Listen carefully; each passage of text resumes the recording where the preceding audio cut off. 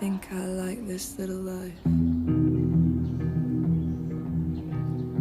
This little life. I think I like this little life. This silly. Hello, my name is Blake. I'm from the United States, from the state of Florida. Today in this video, I will talk about the pros of China. Now, they are my pros, so understand I may not include all the pros of China. If you believe I forgot some pros, kindly leave a comment below. Please understand these are my opinions, and if you have a different opinion, that's okay. Let's get started in 3, 2, 1. The reason I came to China was to work. So my first pro about China is that jobs are very plentiful for foreigners. I cannot speak for other professions, but for English teachers, there are lots of jobs. I came here to teach English, and I will tell you, the salaries are not bad. I spent a few years teaching English in South Korea, and I'm telling you, in Korea, salaries are not very good. But here in China, as long as you have experience, you can get decent salaries. My salary is the equivalency of a teacher in the United States with experience, so it's not bad. So you can teach English here. As long as you have experience, you can get a decent salary. Now, if you don't have experience, unfortunately, it'll be very difficult to get a job at a school. You can get a training center job, which is like, I don't know, it's not a real school. Think of it as like tutoring, where people get extra English practice. The salaries will not be as good, but you get what I'm saying. Lots of opportunities to teach English here. You have experience, it's a big plus. If you've taught English in Korea or anywhere else, you probably understand that most employers will offer you housing. You don't have to take it, but it's available to take. When I was teaching in South Korea, the housing that was provided, unfortunately, wasn't that great. It was okay, but I wasn't impressed with it, but I had to settle. Here in China, the housing is really good. If you accept the housing, you don't have to worry about quality.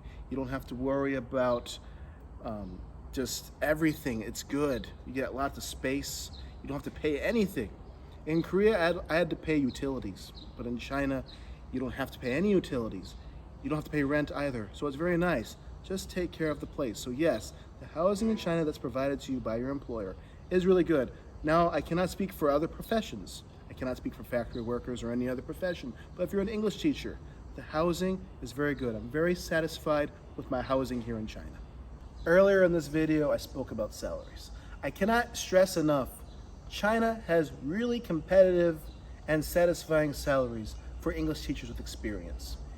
In South Korea, you can have years and years of experience, and it'll be very difficult to make more than 3 million Korean won. So even someone with 8 to 10 years of experience, unless he or she is in management, it'll be very difficult to get over 3 million won. In Korea, you also work a lot of hours, and you work very hard with a lot of stress and a poor work-life balance. It doesn't make any sense with the low salaries, but in China, I am satisfied with my salary, and I have a really good work-life balance. I don't feel like I take work home with me. If I do, it's very, very rare. I also want to explain how I believe that in China, the work culture is much better. I feel like I get treated with respect by my Chinese colleagues, and I get treated with a lot of respect from my bosses. In South Korea, it's very big on hierarchy in the work culture. Your boss is essentially viewed as a god. He or she can never be wrong. He or she can never be questioned. Everything he or she says, whether you like it or not, is good, and you have to bow and say, okay. In China, I don't get that vibe. My boss is actually a foreigner, and his opinion is very often valued by the Chinese staff.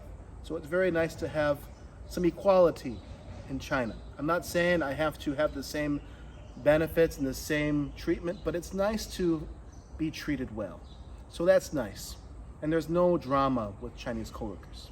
In Korea, I very often felt like an outsider at work. I felt like I was at the very bottom of the hierarchy chain. We don't get treated with any respect. We're not appreciated. We're just viewed as replaceable animals. It's the truth. If you've taught English in Korea, you know exactly what I'm talking about. So it's nice to also feel valued. And I feel like I get respect from my students. I feel like I get respect from my coworkers. So it's overall less stressful, better experience working here as an English teacher. A very big pro about China is you get a lot of vacation. A lot. I am not joking. I've been in China for 3 months. In 3 months in China, I have probably, no, not probably, I guarantee I have gotten more days off here in China than an entire year in Korea. In China, you will get your days off. You have a perfect work-life balance. And right now, I'm off right now because this is the semester ended, and I get to enjoy my time, just seeing friends, spending time at home with my wife. So if you really want to have a great work-life balance and get all the holidays off, you don't have to worry about it in China. But I will tell you, it's pretty nice. However, when it comes to holidays, these are only applicable to teachers who work at a school, public or private school. But if you work at a training center, these don't apply to you. You will have to work holidays. But as long as you work at a school as an English teacher, you will get essentially every major holiday off. It's pretty nice. A big pro I wanted to hit on was Chinese people. Chinese people, unfortunately, get a very negative light shed on them from Western media. But I'm here to tell you that Chinese people are extremely kind. Yes, I said it. Chinese people are very kind people. When I was in South Korea, I didn't feel this way. Sure, the customer service in Korea might be good, but it's not genuine. It's just being done because they have to do it for work. But I'm here to tell you that in China, whether you're meeting someone who's working or whether you see them on the street, Chinese people are very kind. I remember my first couple months in Korea, I didn't know any Korean. I didn't know how to read the alphabet. I didn't know how to get around. So very often I would pull out my phone with the translator and I would try to ask people for help. 9 times out of 10, I was either getting rejected, they would just walk away, or say no English, no, I don't speak no English, and they just walk away, or they would just ignore me. My first few months in Korea, I felt very isolated because of this, and I was very down. But here in China, I don't feel this way. People are very helpful. People are very welcoming. They're very kind. They don't get frustrated with the language barrier at all. They're very patient. About a week ago, I was in Hangzhou. Yes, Hangzhou, a big city in China. I was with my wife and my friend, and we were just on our phones looking to go somewhere. And this young kid, probably around the age of 18, he was a high school student, he approached us in English and he said, "Do you guys need help?" I was very surprised, and obviously he couldn't help us, but he at least took several minutes out of his day to help us. I feel very welcome in this country. In my 3 months here, maybe 4 or 5 times, I've been randomly stopped by a native Chinese person, and they want to take a selfie with me. They'll literally get out their phone and they'll, with their hands and with speaking to me in Chinese, they'll ask me for a selfie. For some people, this might be offensive, but for me personally, as someone who's lived abroad before, it makes me feel good. It makes me feel like I'm being, like I'm welcome, like I'm wanted here. So I like that personally, and it's nice to feel welcome in a foreign country, because in Korea, if you're a foreigner, you're kind of just an outcast. But so far in my experience here, foreigners are treated very well, and it's very nice. So don't listen to Western media that Chinese people hate Westerners, they're bad people. It's not true. Come here and see for yourself that I'm not being biased.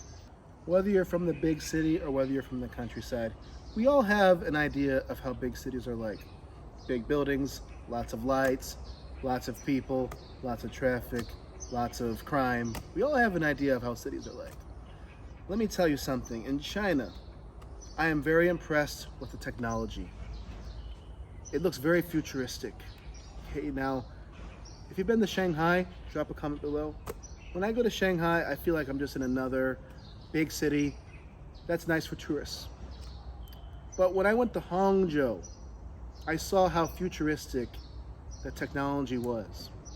On TikTok, Instagram, all these apps on social media, you see videos of China's futuristic looking cities. But when I was in Hangzhou, I finally saw this up close. It looked really cool. It looked very futuristic. It looked nothing compared to any big city I've lived in or been to. So China has really good technology. I highly recommend visiting Hangzhou. And hey, there's more cities I want to visit to see this technology. China has no poverty. In my time here, I have seen no poverty. I've seen no homeless people. You might be thinking to yourself, oh, you're just being biased. Come here and see for yourself. In almost any big city in the world, you'll see homeless people. You'll see a lot of poverty, but I've not seen it in China. I've seen zero of it. So people in China don't have to worry about poverty and homelessness. It's under control here. Whether you're in the big city or in the small town I live in, there is no poverty in China. So that is a nice pro, because unfortunately, poverty and homelessness can ruin, can make things bad for big cities. Just look up San Francisco and you'll see what I'm talking about, how homelessness can really cause a lot of problems for a city. So China doesn't have this problem. Something else I wanted to talk about was how in China, people genuinely look happy. They genuinely look happy. When I was living in South Korea, 90% of people look very unhappy. They look stressed, they look down. Go on a subway and you'll see what I'm talking about. Go out in the public, you'll see what I'm talking about. It just doesn't have that happy vibe, you know. But here in China, people look happy. People don't look miserable, they don't look oppressed. They look happy, they look like they're enjoying life. Even children, yes, this child might be a little sad. He's just being a kid. Kids get sad. But in China, I think kids look a lot happier. Parents let their kids be kids. Kids are playing in the street.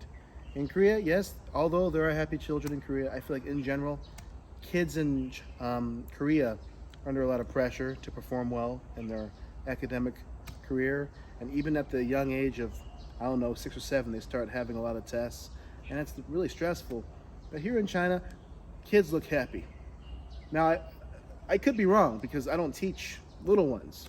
But from what I see, I sense a more happy society. Yes, the Western media will tell you that Chinese people are oppressed. They are just miserable people. But I'm here to tell you that's not true. Everyone here, whether they're old, whether they're in their 30s, whether they're teenagers, it doesn't matter what age group, people look happy here. Something else that I like about China is that it's very convenient. Typically, as we know, when you pay for something, you either use cash or you use your debit or credit card. Here in China, your cards are linked to your WeChat or Alipay. You just scan the barcode, it's attached to your bank account, and that's how you pay for things here. The nice thing about WeChat and Alipay is that your Chinese card is linked to your account. So you can either pay by just having your bank account linked to it, or you could take money from your bank account and you can put it like in some kind of balance. So like, for example, if you have WeChat, you have a WeChat balance, you have an Alipay balance in Alipay. You take money from your bank account and you can transfer it to your balance. So instead of just taking money from your bank account every time you pay, you can choose to have it be taken from your balance. And you can always send money back to your debit card, or you can always take more money out. So it's very convenient. Some people say that China is a cashless society. In my opinion, well, it's not cashless, but the system is set up in a way to make you not want to use cash. You can use it, but it psychologically makes you believe cash is not necessary. I even told my wife I want to use cash to buy groceries, and she says no, there's no need to. So that's what I'm talking about. You can use cash. However, I don't think it's a good idea to try to use cash at a small business, because there is a chance if you go to, like, let's say you go to a small bakery, a very small business, they might not have the change. And if they do have it, it'll take time to find it. So if you're going to use cash, I recommend going to a big business like Uniqlo or H&M or just some large company. Use cash at those places. If you live in a big city like Shanghai or Hangzhou, Beijing, any big city, you probably have a metro, subway system, and you could just take the subway There are also buses in China. I live in a small town, so there are buses. The first thing I was thinking about was, how am I going to learn how to use the buses in China? How will I learn how to get around? What bus apps do I need to download? When I was in South Korea, pretty much need to use the buses because taxis are expensive in Korea. And if you do taxis often, it'll hurt your bank account. But I'm here to tell you, in China, you don't really need to use the bus as a foreigner. I mean, obviously you can if you want to, but you don't need to.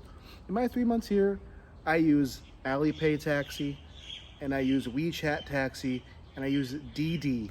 These are all taxi apps you can use in China, and it's very cheap, very inexpensive, and let me tell you why that's the case. Here's an example. So, my wife is pregnant, and the closest maternity hospital is about an hour away by taxi.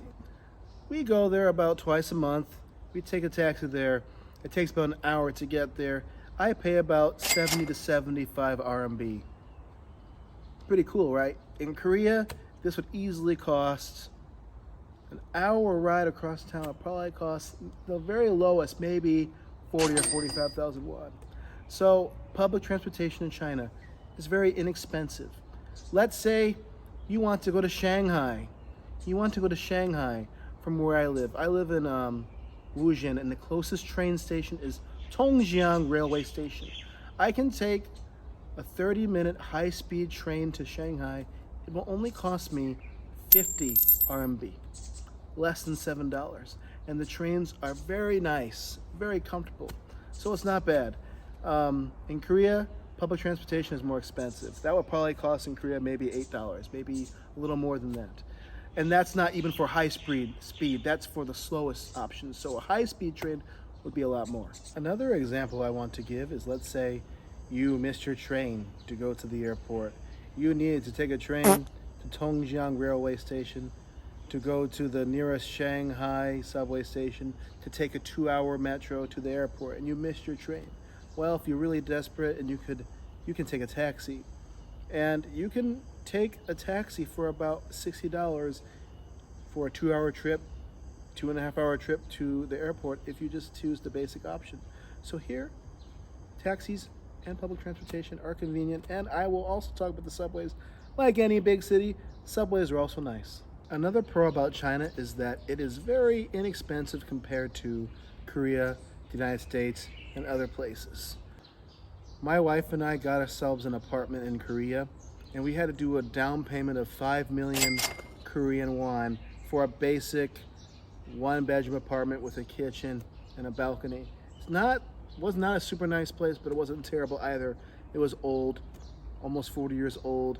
5 million Korean won as a down payment, and the rent was about 400,000 won a month, with another 100,000 won for utilities. I'm here to tell you that in China, rent is not that bad. For a nice place, you could pay about 2,000 RMB a month with a down payment of 10,000 RMB in a big city. 10,000 RMB. It's not bad at all when it comes to housing. Obviously, if you want the fancy place in Shanghai or any big city, you'll pay more. But if you want something nice but not extravagant, not bad at all. Something that has been discussed very often the past few years would be inflation. Inflation for many people worldwide is a problem, especially when it comes to groceries. I'm here to tell you that in China, the inflation is not that bad. My wife and I, we had a grocery cart filled with lots of meat, lots of veggies, lots of fruit, delicious snacks, some juice, and all the basic things you need for food. And we buy groceries usually, we try to do it every week and a half to 2 weeks. For 2 weeks worth of groceries, we only paid about 600 RMB. It's not bad. In other places like my country, that would be maybe around 150, 200 dollars or even more. So it's not bad. And I could also say groceries in South Korea were also expensive.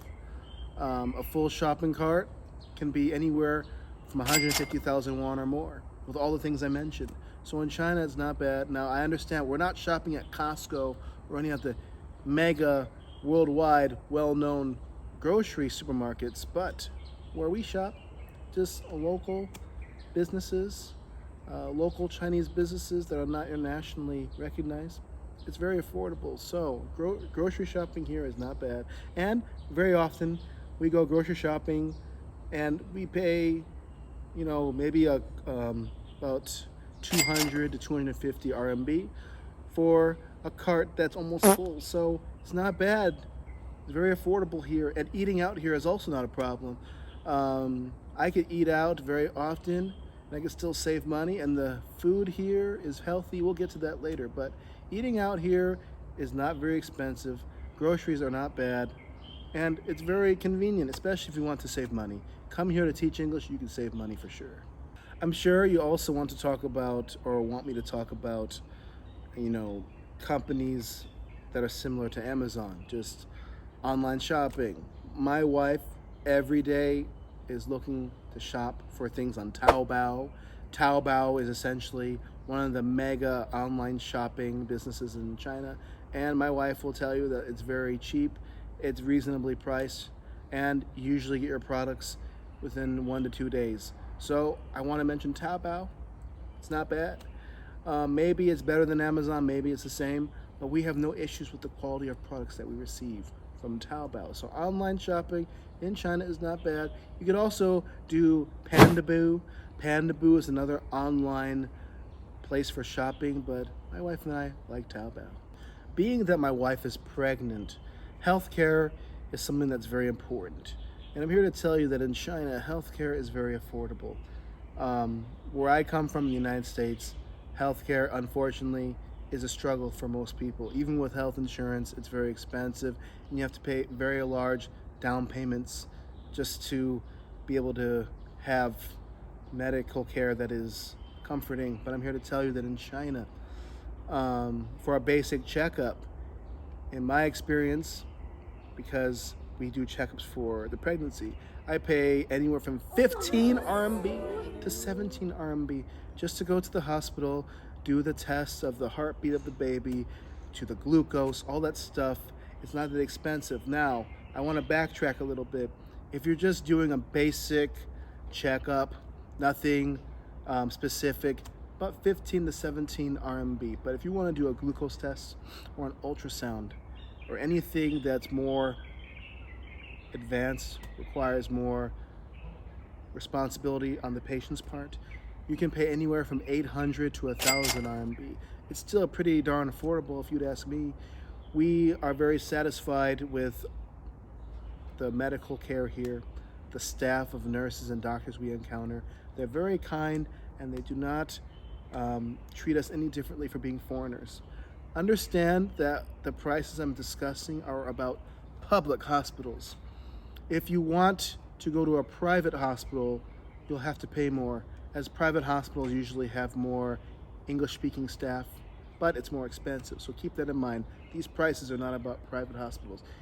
Do your own research when it comes to private hospitals, but medical care in China is not bad. And even if you choose to do private hospitals, it is still much cheaper than medical care in the United States. The last pro about China is that the food is super healthy. Yes, very healthy. Any Asian country you go to has healthy food. China is no different. Unfortunately, where I come from, a good chunk of the food is very processed, and it slowly is poisoning us. But when I go grocery shopping in China, when I eat out in China, I don't have to worry about what's in my food. I know it's healthy and it's very good. When you think of Chinese food, don't think about the Chinese food in the United States. The Chinese food here is much healthier. So the food is healthy, and I love to eat sweets. Ask my wife. She loves chips. I love sweets. Even the sweets here, it's sweet, but just sweet enough. So it's not, they don't put a whole lot of sugar in their cakes and their snacks. It's just enough. So even the snacks are healthier compared to snacks from my country. So come to China if you have a sweet tooth. As long as you eat in moderation, you don't have to worry about your health being a problem for you. The video is now finished. If you've watched this video from beginning to end, I appreciate it. I'm trying to grow my channel. Feel free to leave a comment. Maybe you agree, maybe you disagree, maybe you have your own pros. Whatever the case is, feel free to leave a comment. My next video will be about my personal cons of China, so stay tuned for that video. Have a good day, a good evening, a good afternoon, wherever you are in the world. Take care of yourself, and I look forward to seeing you again soon. Thank you.